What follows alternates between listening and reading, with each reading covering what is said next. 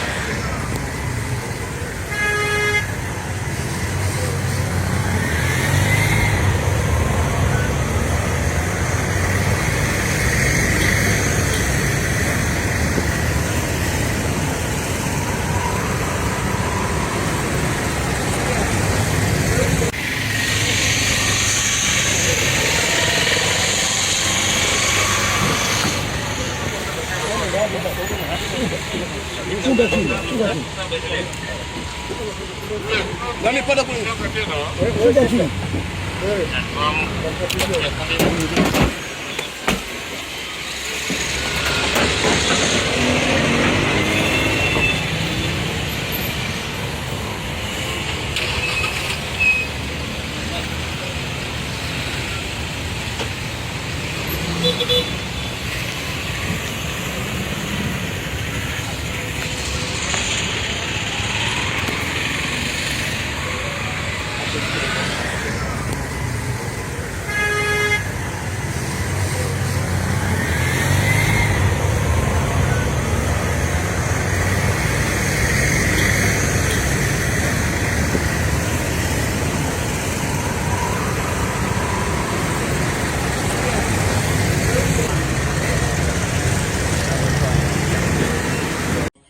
Geti la mahakamani muda mchache uliopita amechukuliwa na polisi na wameondoka naye. Nimepigiwa simu na mmoja wa wasaidizi wake vile vile muda mchache wakati nakuja kuzungumza na nyinyi, amenitaarifu kwamba wamemuingiza kituo cha polisi Central. Sasa tunaita kusema mambo mawili.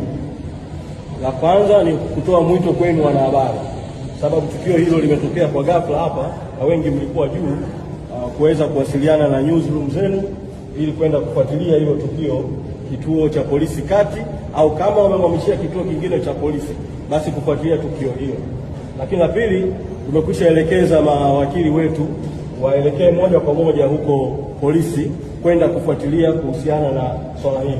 Tutakapopata taarifa za ziada tutawa brief, lakini sasa tumeona tuitoe kama breaking news kwa makamu mwenyekiti amechukuliwa na polisi, na mimi mwito wangu polisi, rai yangu kwao, naamini hawajasema sababu tukio la ghafla kabla hata kuijua sababu, lakini na tutakumbuka kwamba idara ya uhamiaji ilitoa taarifa kwa umma ikidai kwamba makamu mwenyekiti alikwenda nje ya nchi kinyume na utaratibu, taarifa ambayo haikuwa ya kweli.